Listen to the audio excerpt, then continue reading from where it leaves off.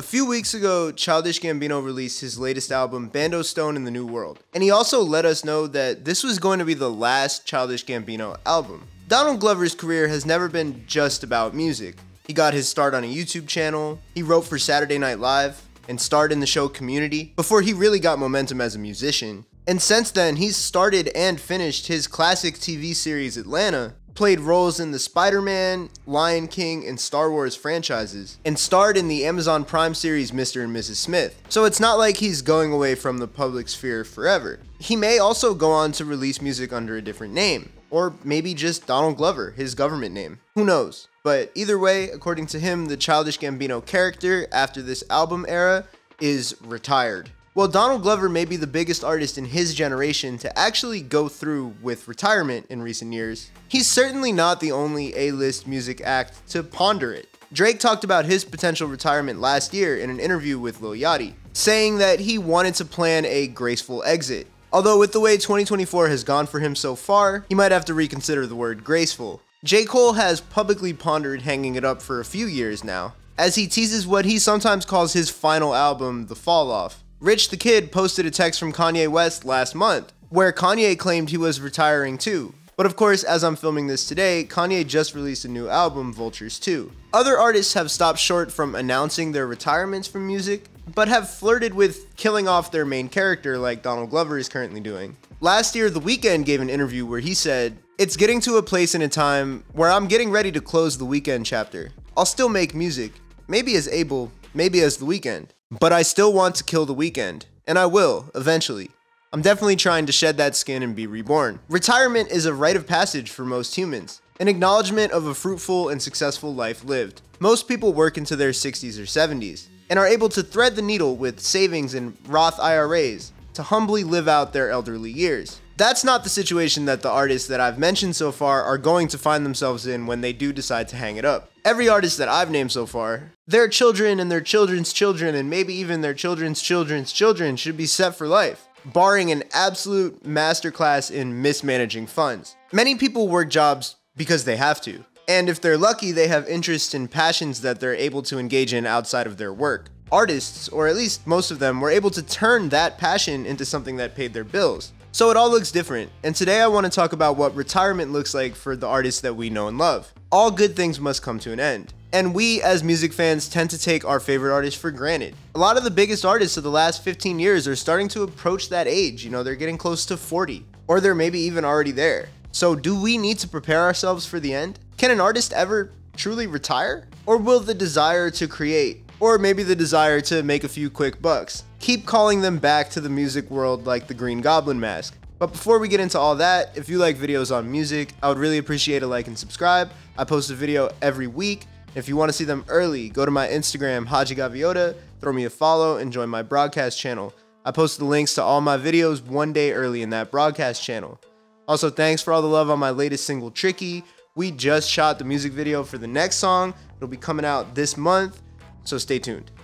Alright, back to the video. If I ask you to think of artists that you love that have legitimately hung it up for good, it might be hard to find examples. There are way more examples of artists claiming to do it just to come right back. And the first one of those that comes to mind is the Jay-Z quote-unquote retirement and unretirement that happened between 2003 and 2006. I always believed, because I was a little bit too young to really follow along, that he actually retired. And the album that he dropped in 2003, the Black Album, was marketed as a retirement album. The tour he went on was considered a farewell tour, and songs like What More Can I Say and Encore have lyrics that directly reference him hanging it up and leaving rap behind.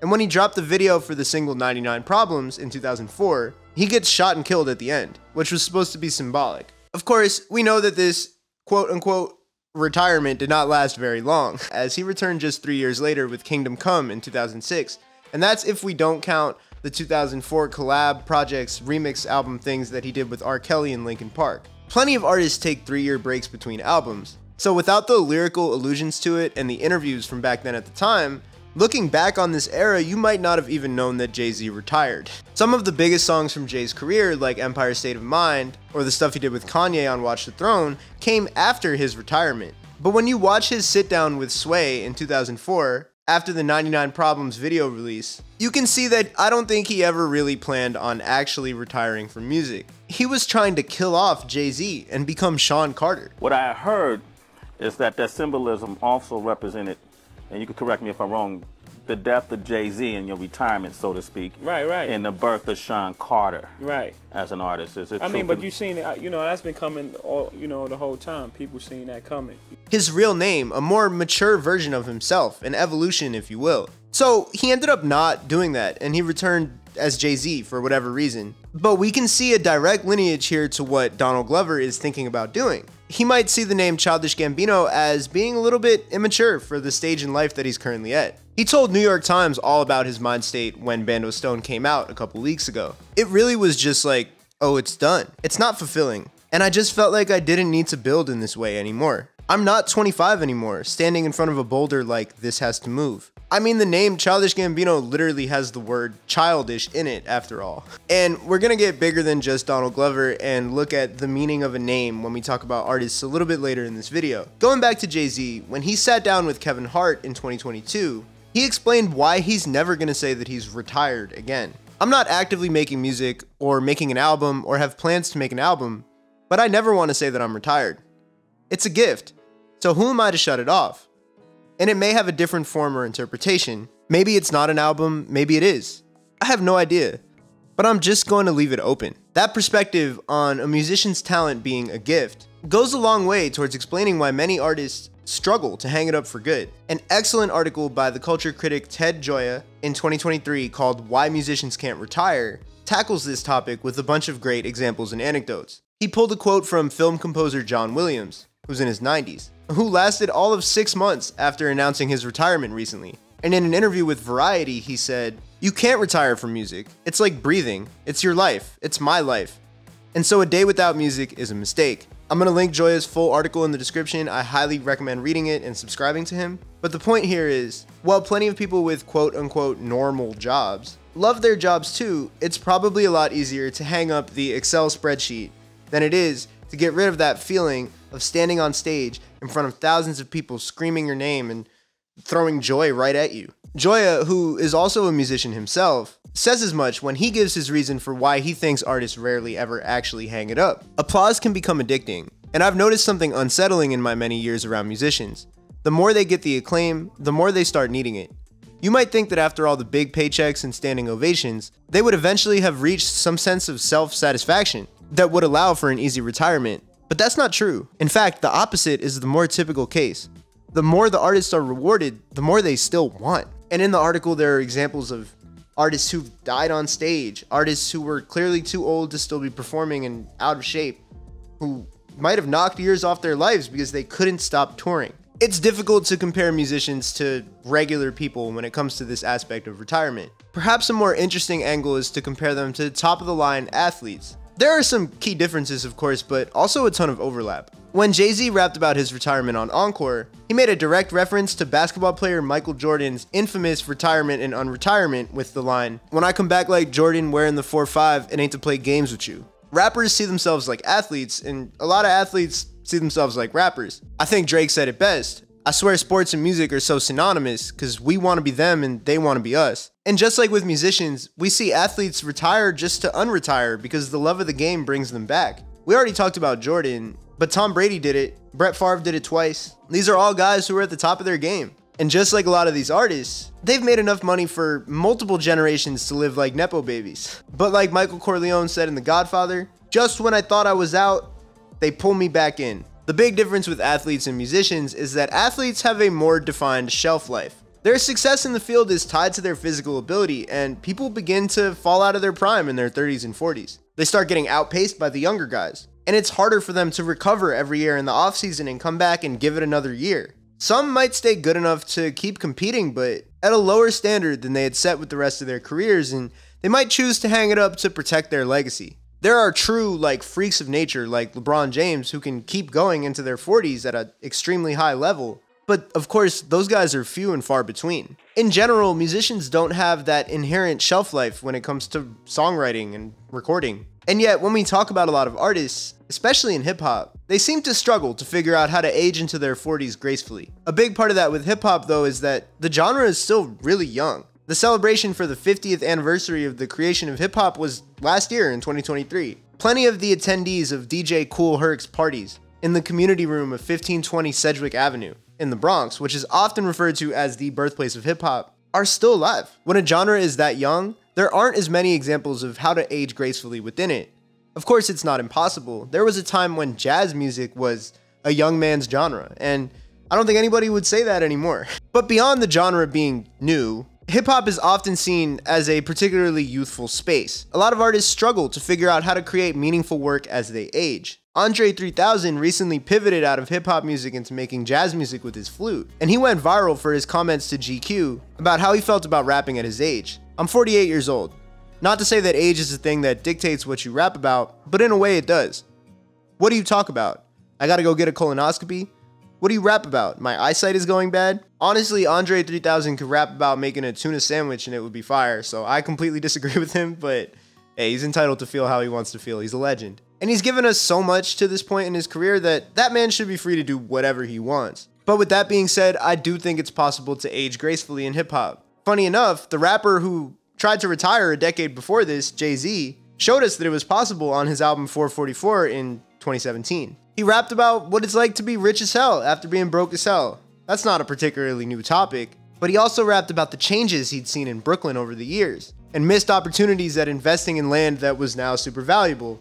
Dumbo. You know, stuff like that could only really come from someone rapping in their 40s. He touches on the value of ownership, be it music or property or the Basquiat he probably has hanging in his kitchen, but he also touches on family relationships from a relatively older man's perspective. And he talks about being a father, son, and husband in your 40s. Sure, maybe some of the rich guy stuff isn't as relatable to the people who used to listen to him rap about losing 92 bricks, but there is an audience for a lot of what he touches on. His former rival, Nas, has built on that too, with what many would also call a late career resurgence. His 2012 album, Life is Good, which was released when he was 38, had moments that tackled these more mature topics, like the song Daughters about being a father to his daughter, or Bye Baby that goes into detail about his divorce with Khalees. But there were still moments like Summer on Smash, where it felt like he was going to the fountain of youth to try to make a more traditional hip-hop banger, or the song of the summer if you couldn't tell from the title. I got news for you, that was not the song of the summer of 2012. His real late career resurgence to a lot of people began in 2020,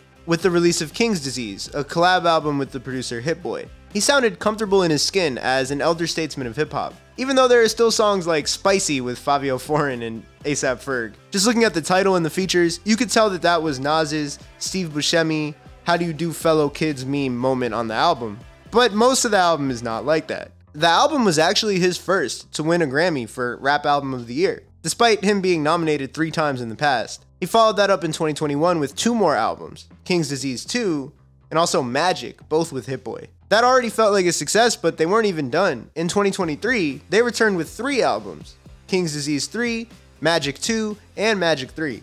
With 6 albums in a 3-year span, most rappers would seem burnt out, or maybe out of ideas. But to many, Nas is in his prime right now. He's shown that it's possible to rap at an elite level, after aging out of all the young guy stuff. But let's face it, not every artist is gonna age as well as Nas has. Some will lose interest in the craft, or like Andre 3000, they might find fulfillment in other genres. That could even come from artistic ventures outside of music. You can look at an artist like 50 Cent, who was on top of the world as a rapper in the 2000s. He doesn't really drop music anymore, although he still tours and he'll drop a random single or feature here or there. His big money generator now is his work in TV with the Power franchise. Helming a TV show is a lot of work, and it is still a form of artistry at the end of the day. 2 of the artists that we've mentioned already, Donald Glover and The Weeknd, have also stepped into the world of TV, albeit with varying levels of success between the 2 of them. In the case of those 2, their music names were personas outside of their personalities. With Donald Glover, there's always been a divide between what was being done by Childish Gambino and what was being done by Donald Glover. Childish Gambino is a character of sorts, one that may have been closely based off the real Donald Glover when he first started rapping, but today, according to that New York Times interview, it seems like it's more like a box that makes him feel trapped creatively. I mean, the name Childish Gambino infamously came from a Wu-Tang Clan name generator on the internet, so it's not like it was something that was originally deeply personal to him or anything like that. It's pretty crazy to imagine the kid from camp being in the Star Wars franchise, but here we are. It's a little crazy to think about, but I'm sure there is at least one person on this earth who does not know that Childish Gambino and Donald Glover are the same person. It's understandable that the man behind all this wants to have room to grow artistically, be it in music or otherwise. The Weeknd is in a different, but in many ways kind of similar position. He was a kid making independently released, moody R&B full of drugs and sex. Now he's genuinely one of the biggest artists in the world, and he did a Super Bowl and his music plays in car commercials. His content and his sound and his image has shifted into something that's a little bit more palatable to the masses. He's made all the money that anybody could ever want in the first place. So who can blame him if he wants to shed the skin that carries his past with him in favor of a clean start creatively? This looks different for artists like Drake or J. Cole, whose artist names are a little bit more autobiographical. When they speak about retirement, they're not necessarily talking about never making music ever again. They're talking about stepping out of the industry. The cycle of album, promo, tour, rinse, and repeat. For many artists, that cycle burns them the out. Jay-Z himself spoke about his mind state at the time when he pump faked his retirement. I really thought, I was really burned out that time. I was releasing an album every year. And in between that, soundtracks, other people's albums, Rockefeller, touring, like back to back. I just looked up one day and was tired. They always say an artist's first album takes them their whole life up to that point to make, and then the next one takes them a year.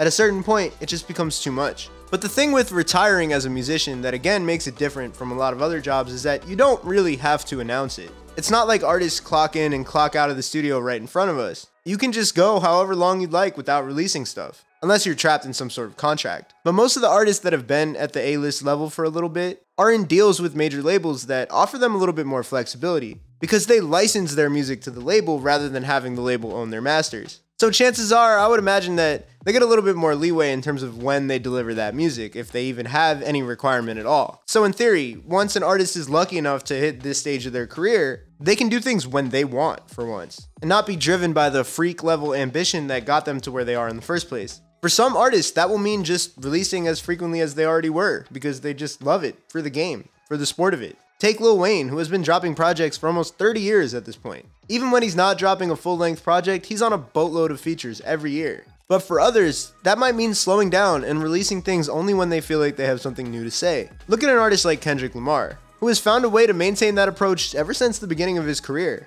He took 2.5 years between his major label debut, Good Kid, Mad City, and his second album, To Pimp a Butterfly. Obviously that worked out, but that was pretty brave. He took almost the same amount of time between the second album and Damn, and then he took 5 years to give us Mr. Morale after. And sure, there were side quests, the Black Panther soundtrack, the Untitled Unmastered, working with Baby Keem, but that's a long time between big projects. The retirement gap that Jay-Z took between the Black Album and Kingdom Come was about the average amount of time that Kendrick takes between a project. I only bring up Kendrick to show that every artist's pace is different, so their slowed down pace is gonna also look different. Does that make sense? Retirement is not going to look the same for every artist. Releasing albums is not the only metric to determine if an artist is active or not. Take Billy Joel, for example. I know it's kind of a random example, but whatever. Billy Joel has not released a studio album since 1993. I was not born yet. But can you call him retired when he's been basically touring the entire time since then? Touring is a lot of work. I'm sure he doesn't feel like he's retired. He actually did release a new single this year for the first time in decades, but I digress. So we, as 20-somethings like me or even teenagers, are going to enter the point of our lives where we start to see our favorite artists do anniversary tours rather than constantly be on the hot new album tour cycle. It's already happening for me. Earl Sweatshirt and Isaiah Rashad did 10-year anniversaries for their projects Doris and Sylvia demo within the last year. Anderson .Paak is doing one for his breakout album Malibu right now. And Lupe Fiasco toured while playing the entirety of his first album Food and Liquor back in 2021. All of these guys still actively release music too, but they're beginning to introduce the power of nostalgia into their brands because they've been around long enough to do that. And they're preparing themselves for whatever comes next in their careers. The truth is, there is no one path for artists to follow when they're retiring or slowing down, so it will look different for every artist. The elephant in the room is that we're often robbed of the chance to see some of the greatest artists grow old. It spans across generations. Otis Redding, John Lennon, Jimi Hendrix, Kurt Cobain, Mac Miller. Artists are often taken from us right as they start to figure it out. And so we're robbed of the opportunity to see them figure it out all over again as old people. For the ones that we are lucky enough to watch all the way through, maybe we'll see them start to change their subject matter as they age, like a Jay-Z or a Nas. Or they'll keep chasing the fountain of youth, although it gets a little harder and harder every year. Maybe we'll see them pivot into a whole new genre, like Andre 3000, or into a whole new medium, like 50 Cent. Maybe they'll make touring their priority and trade in those hours in the studio for hours on the road, or do a residency in Las Vegas like Adele or Usher. Maybe the scariest outcome has to do with AI, where artists can just let an AI model create new music for them whenever they decide to hang it up. It's horrifying to think about, but it's unfortunately very realistic now. I'm thinking about doing a video on the relationship between AI and music right now. If that's something that you want to see, let me know in the comments. From the perspective of Jay-Z or John Williams, the ability to create is a gift. Stopping to do so is a disservice to yourself, a crime even. But as Ted Gioia pointed out, to some artists it can be a curse, as they keep on trucking on, even when it's detrimental to their health. They're just too addicted to the feeling of being on stage, or maybe to making money. Being a performing musician can be physically exhausting, to say nothing of the mental exhaustion that comes from being that famous for that long. Every move that you ever make has been under a microscope for over a decade at that point, for all the artists that we've talked about, so if they wanted to hang it up, who can really blame them? I think everybody, though, can learn something about life from watching musicians figure out theirs. Sometimes you have to leave something behind, even when there's so many things you still love about it. Or, on the other side, sometimes you have to figure out how to find your inner child and learn to love an activity again after the world takes it away from you. After all, it's your gift, so it's up to you to decide what you want to do with it.